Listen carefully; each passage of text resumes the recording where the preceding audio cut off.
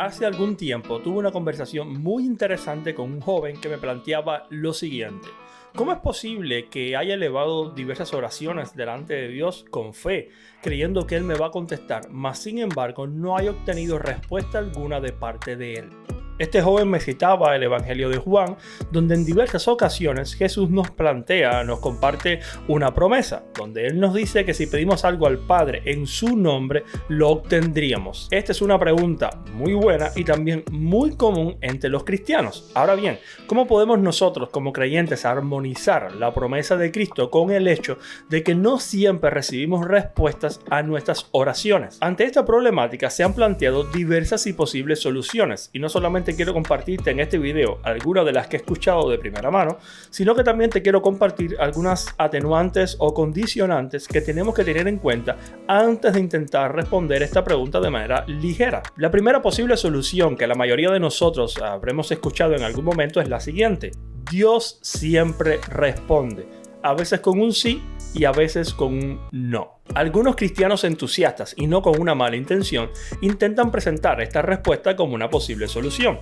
Dios siempre responde, pero en ocasiones te responde con un no. Por ende, no recibes lo que estás pidiendo, pero Él sí respondió tu oración. Creo que los cristianos que plantean esta solución un poco simplista se encuentran con algún que otro problema, ya que la declaración de Jesús no es, bueno, mira, tú pide al Padre y en ocasiones yo te voy a responder que sí, en ocasiones te voy a responder que no, pero siempre te voy a responder. No, la promesa de Jesús que encontramos en varias ocasiones en el Evangelio de Juan es: tú pide al Padre en mi nombre y vas a obtener. Por consecuente, creo que esta posible respuesta o solución es plausible si se desarrolla un poquito mejor y está mejor basada y se aplica en otro contexto. Pero dada la promesa y el contexto de la promesa, como que se queda un poquito insuficiente la misma. Otra de las respuestas y posibles soluciones con las que suelo encontrarme, y estoy seguro que ustedes también se habrán encontrado, es la siguiente: Dios siempre responde, pero a nosotros nos falta fe. En ciertas ocasiones tienes que haberte encontrado con cristianos que llevan las cosas a los extremos. Por ejemplo, en los temas de sanidad y milagros.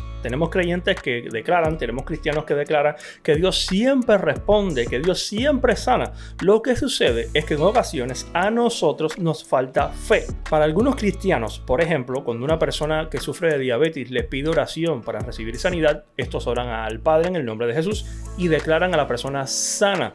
Y aunque los análisis de sangre siguen revelando que esta persona tiene padecimientos serios de azúcar, tiene problemas de diabetes, estos hermanos, estos cristianos le dicen que no, que ella ha sido sana en el nombre de Jesús, que ha sido declarada sana en el nombre de Jesús y que por ende no tiene que hacerle caso a ningún análisis y lo que tiene que hacer es dejar de tomar medicamentos. Bueno, el resultado es que esta persona, esta hermana o este hermano en la fe, deja de tomar sus medicamentos, termina hospitalizada o hospitalizado porque efectivamente tiene problemas de azúcar, tiene problemas con la diabetes, y luego estos creyentes se justifican diciendo que lo que pasó es que el hermano o la hermana en cuestión tuvo falta de fe. Este no solamente es un extremo, sino que también es una situación trampa. Sin importar qué es lo que suceda, exceptuando la sanidad, siempre tendrán la excusa de que Dios no manifestó el milagro porque la persona tuvo falta de fe.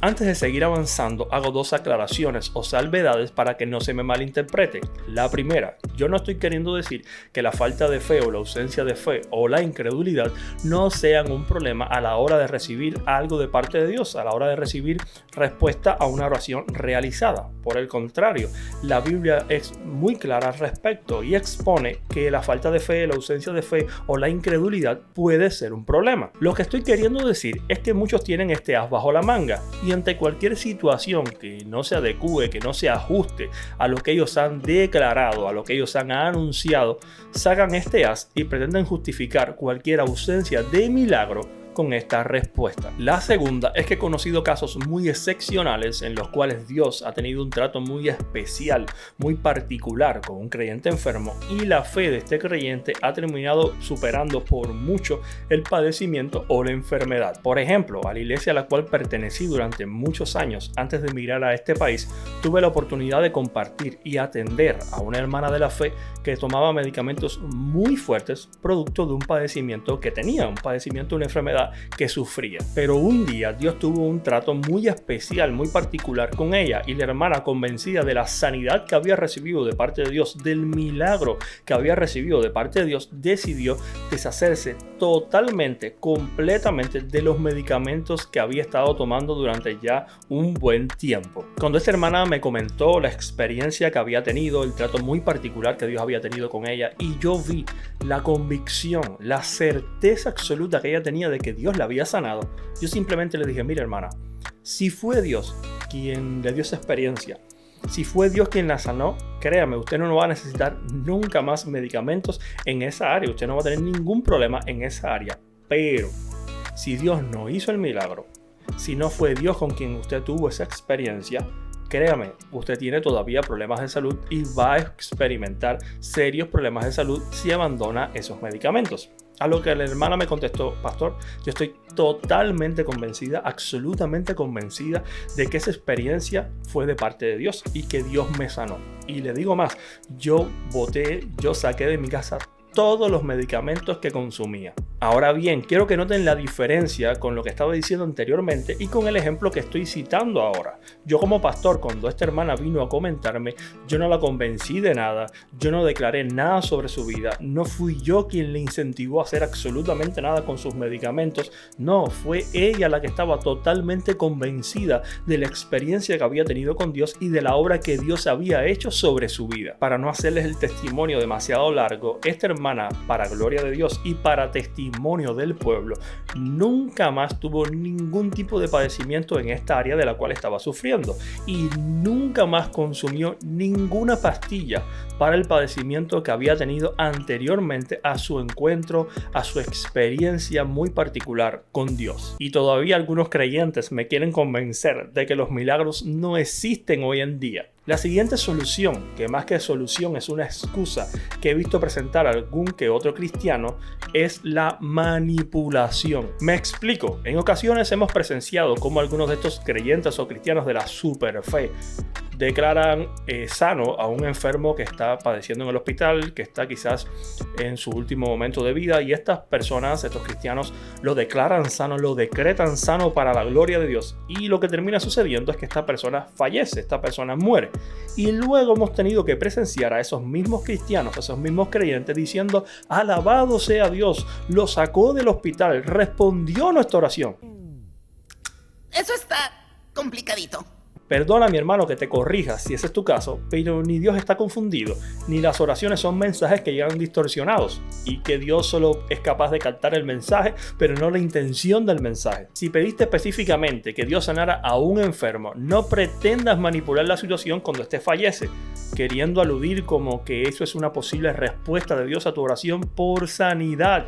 Creo que el problema que tienen muchos cristianos con textos y promesas como estas es que intentan interpretarlas y aplicarlas sin tener en cuenta, sin analizar el contexto en el cual Jesús las exclamó, en el contexto en el cual están escritas, y también sin tener en cuenta el resto del consejo de Dios, el resto de lo que Dios ha dicho en toda la Escritura. Les doy un ejemplo para entendernos mejor. En el Evangelio de Marcos, capítulo 10, cuando Cristo está hablando acerca del matrimonio, pareciera que Él está dando a entender que el divorcio no es plausible bajo ninguna circunstancia, bajo ninguna situación. Sin embargo, cuando leemos el Evangelio de Mateo, capítulo 19, en el que Jesús también está hablando del matrimonio, podemos observar cómo Jesús deja una condicionante ante la cual el divorcio es plausible, a saber, la infidelidad, o sea, una ruptura, una violación de la promesa, del pacto hecho en el marco del matrimonio.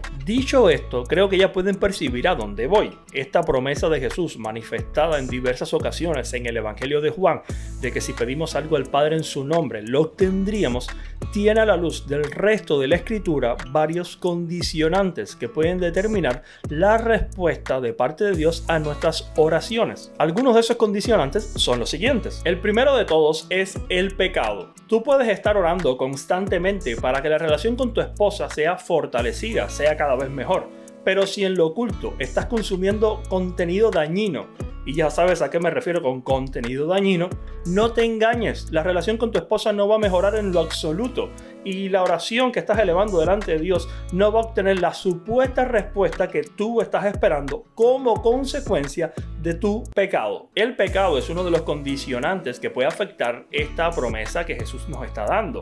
Obviamente, cuando Jesús nos está dando esta promesa, está presuponiendo que el creyente que eleva la oración sabe de antemano que no puede vivir en pecado, porque obviamente sería contraproducente. En 1 de Pedro, capítulo 3, versículo 7, el apóstol Pedro nos dice que si como esposos no sabemos vivir sabiamente y brindarle el honor que nuestras esposas merecen, entonces nuestras oraciones pueden hallar estorbo delante de Dios y obviamente no vamos a recibir la respuesta que estamos esperando. Ahora, yo les pregunto, mis hermanos, si el no tratar adecuadamente a nuestra esposa, si no brindarle el honor que nuestra esposa merece, puede provocar que nuestras oraciones tengan estorbo, o sea, no sean bien recibidas de parte de Dios y no tengamos la respuesta que estamos esperando, ¿cuánto más puede perjudicar nuestras oraciones, puede perjudicar el que no tengamos la respuesta a nuestras oraciones, el vivir aferrados de continuo a un pecado? El segundo condicionante es el pedir con una intención o una motivación incorrecta. Curiosamente, en mi experiencia como pastor y como cristiano a lo largo de los años, he notado que este es el condicionante que más se repite. Muchos cristianos parecen no haber aprendido todavía a orar correctamente y cuando oran lo hacen de una manera egocentrista, egoísta. Por ejemplo, me he encontrado con muchos creyentes que cuando van a orar al Señor le piden que quieren estar en estadios llenos, repletos de personas, donde las personas le estén viendo, donde ellos puedan predicar y alcanzar a millones de personas. Y la mayoría de veces me doy cuenta al analizar y al escuchar a estos creyentes hablar que no les interesa las almas, que no les interesa predicar el evangelio, que la motivación o la intención que tienen no es que las personas se conviertan, eso más bien es la excusa, que la motivación o la intención que tienen es que las personas les vean, les conozcan, hacerse famosos, conocidos, etcétera, etcétera. Y si esa es la manera en que estás pidiendo, creo que una buena dosis de humildad no te vendría nada mal. Un buen ejemplo de lo que es pedirle a Dios con la intención o motivación equivocada lo encontramos en los evangelios. Por ejemplo, cuando Jesús envía a sus discípulos a hacer preparativos en una aldea de Samaria porque iba camino a Jerusalén. Bueno, cuando estos discípulos llegan, no son bien atendidos, bien recibidos por los habitantes de esta aldea de Samaria y al regresar, ¿qué le dicen a Jesús? Señor, ¿quieres que pidamos? ¿Quieres que oremos para que caiga fuego del cielo y los consuma? Y Jesús tiene que aclararles, es que están equivocados. Yo no vine a perder las almas, yo vine a salvarlas. Por otra parte, me he encontrado con demasiados cristianos que piden a Dios constantemente por cosas que no son indispensables, por cosas secundarias que pareciera que para ellos son indispensables. Por ejemplo, me he encontrado con cristianos pidiéndole a Dios porque quieren el último celular, el último modelo de celular o el último modelo de carro y cosas por el estilo. Tenemos a muchos cristianos orando mal porque lamentablemente muchos creyentes que son figuras públicas, esto es lo que transmiten, esto es lo que enseñan, esto es lo que hablan, esto es lo que comparten en sus entrevistas y obviamente son de gran influencia para muchos creyentes. ¿Cuánta falta nos hace a los cristianos de hoy acercarnos a Jesús, así como lo hicieron sus primeros discípulos y decirles, Señor, enséñanos a orar? Así como Juan enseñó a sus discípulos, enséñanos a orar. Por favor, si tienes problemas con la oración todavía, acércate a tu líder, acércate a tu pastor y pídele que te enseñe acerca de la oración. Pero aquí te dejo un ejercicio práctico. Si cuando vas a orar no puedes permanecer al menos 10 o 15 minutos sin pedir exclusivamente para ti, amigo, tienes un problema. Si cuando vas a orar no te detienes a reflexionar en lo que ha pasado durante el día, en los errores que has cometido, en confesar tus pecados delante de Dios y pedir perdón, arrepentirte por ellos. Si no puedes detenerte un tiempo para agradecimiento, para dar gloria a Dios, para dar honra a Dios, para agradecerle por lo que Él ha hecho en tu vida, por lo que ha hecho en tu familia, por hasta dónde te ha traído. Si no puedes detenerte un tiempo para meditar en lo que estás pidiendo a Dios, si no puedes detenerte un tiempo para pedir por otro, para pedir por aquellos que te presiden, por aquellos que dirigen el país, por aquellos que están en un lugar de preeminencia, para que lo hagan correctamente, adecuadamente, para que el pueblo tenga paz, etcétera, etcétera, etcétera. Si tu oración se concentra solamente en pedir para ti, amigo, tienes un problema. Necesitas aprender sobre la oración. El tercer condicionante suele ser la falta de fe. La falta o ausencia de fe o la incredulidad pueden ser un condicionante para que nuestras oraciones tengan respuesta. Por ejemplo, en el libro de Mateo capítulo 13 versículo 58 encontramos al autor revelándonos que Jesús no pudo realizar muchos milagros en su propia tierra debido a la falta de fe de los pobladores de ese lugar. debido a la incredulidad que ellos tenían. En el libro de Santiago, capítulo 1, a partir del verso número 6, encontramos al autor diciéndonos: si alguno va a pedir a Dios y lo hace con duda, lo hace sin fe, o sea, lo hace con incredulidad, creyendo que Dios no le va a contestar, que Dios no le va a dar lo que está pidiendo, dice Santiago, no piense el que tal haga que va a recibir cosa alguna de parte de Dios. ¿Por qué? Porque está pidiendo sin fe, o en otras palabras, ¿para qué está pidiendo? La fe definitivamente es un condicionante, pero ello no quiere decir que en cada ocasión en que una oración no obtiene respuesta es única y exclusivamente porque la persona que llevó a cabo la oración o la que recibió la oración no tuvieron fe. El cuarto condicionante es la falta de perseverancia. Uno de los problemas que más he observado en mis años como cristianos es que muchas personas se acercan a Dios a pedirle, a rogarle a Dios y no toman en serio las peticiones que están haciendo. Eso obviamente refleja una falta de perseverancia, una falta de compromiso y una falta de seriedad. Por ejemplo, me he encontrado con muchos creyentes que quieren que su familia sea para Cristo, quieren que su familia se convierta a Dios, pero se acuerdan de orar por ellos solo cuando van a dormir. Solo cuando van a recostar su cabeza en la almohada se acuerdan de orar por su familia.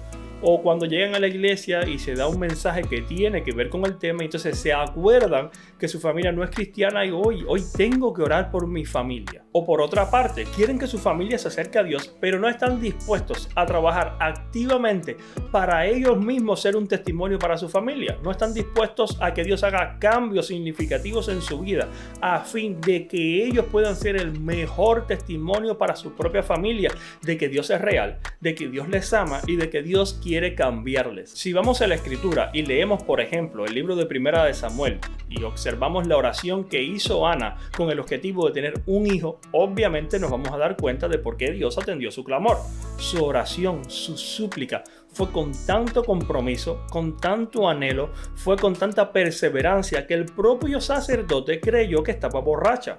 ¿Con qué compromiso, con qué pasión, con qué perseverancia tiene que orar una mujer para que el líder espiritual de aquel momento piense que está ebria? Sinceramente creo que a la mayoría de cristianos nos falta orar con esa pasión y con esa perseverancia. Lamentablemente muchos creyentes hemos tomado la costumbre de elevar delante de Dios una petición, una súplica, una oración, y si no recibimos de parte de Dios respuestas rápidamente o en un tiempo que nosotros consideramos oportuno, entonces abandonamos esa petición, dejamos de pedir por ella y en algún momento luego en nuestra vida nos acordamos de esa petición que antiguamente teníamos delante de Dios. Mas sin embargo, en el libro de Lucas capítulo 18, Jesús nos recuerda con la parábola del juez injusto y la viuda lo importante que es la perseverancia en la oración. Y el quinto y último condicionante que les voy a mencionar en el día de hoy es el orar conforme a la voluntad de Dios. En Primera de Juan capítulo 5 versículo del 14 al 15,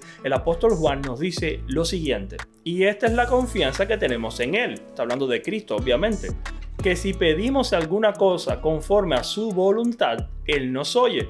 Y si sabemos que Él nos oye en cualquier cosa que pidamos, sabemos que tenemos las peticiones que le hayamos hecho. Hay ocasiones en donde no vamos a estar seguros de la voluntad de Dios para nuestras vidas y nos toca obviamente ejercer nuestro libre albedrío. Nos toca tomar una decisión conforme a los principios que Dios nos ha establecido en su escritura. Pero hay otras ocasiones donde usted ni siquiera necesita ir delante de Dios a orar para saber cuál es su voluntad. Por ejemplo, si en su vida se presenta una situación donde puede robar o puede mentir o puede estafar, usted no necesita ir a preguntarle a Dios si eso es conforme a su voluntad. Usted puede saber, obviamente, por lo que Dios ha revelado en su palabra, que eso no es conveniente para usted ni va a estar de acuerdo a la voluntad de Dios para su vida. Pero hay otras ocasiones en las que tenemos 2 o 3 opciones para elegir y ninguna es mala, ninguna es dañina, ninguna tiene que ver con pecado ni es perjudicial para nuestras vidas. Y en esas ocasiones debemos preguntarle a Dios, debemos acudir a Dios, debemos orar a Dios para que Él nos ayude a elegir de manera correcta. Pero eso sí, tenemos que estar dispuestos como cristianos a aceptar la voluntad de Dios cualquiera que ésta sea. Por ejemplo, en 1 Corintios capítulo 12 versículo 9 encontramos al apóstol Pablo rogándole a Dios para que le quite el aguijón de la carne. Dios no solo respondió a la oración del apóstol Pablo, sino que le dio un no como respuesta. Es más, le dijo que su poder se manifestaría y le fortalecería en medio de su debilidad. Ante esta respuesta, el apóstol Pablo no armó una perreta, no reprendió al diablo, o no dijo como Cristín de Clario, no acepto un no de Dios como respuesta. No, por supuesto que no. El apóstol lo que hizo fue aceptar la voluntad de Dios y someterse a ella. Orar a Dios para que Él cumpla su voluntad en nuestras vidas es un acto de humildad y sumisión que todo cristiano debería aprender a practicar. En este acto le estamos diciendo a Dios, Señor, tú conoces cuáles son nuestros anhelos, tú sabes cuáles son nuestros propósitos, cuáles son nuestros planes, tú sabes cuál es nuestra intención y motivación, pero también sabemos que tú conoces todo. Sabemos que tú conoces si esto nos conviene o no. Tú sabes si esto va a ser conveniente para nuestras vidas. Esto que estamos anhelando, esto que te estamos pidiendo es conveniente para nuestras vidas o no. Tú lo conoces. Así que aunque este es nuestro anhelo, aunque este es nuestro plan, aunque este es nuestro propósito, sometemos nuestros deseos, nuestros propósitos, nuestros planes, los sometemos a tu voluntad. Ahora bien, ¿se puede conocer la voluntad de Dios para cada decisión que vayamos a tomar en la vida? Bueno, esto es tema para otro video. Pues mis hermanos, hasta aquí el video de hoy, en el cual he estado tratando algunas de las razones por las cuales cuando oramos en ocasiones no recibimos respuesta alguna. Ya saben, espero leer sus opiniones en los comentarios. Dios les bendiga, mi nombre es Oniel. Chao.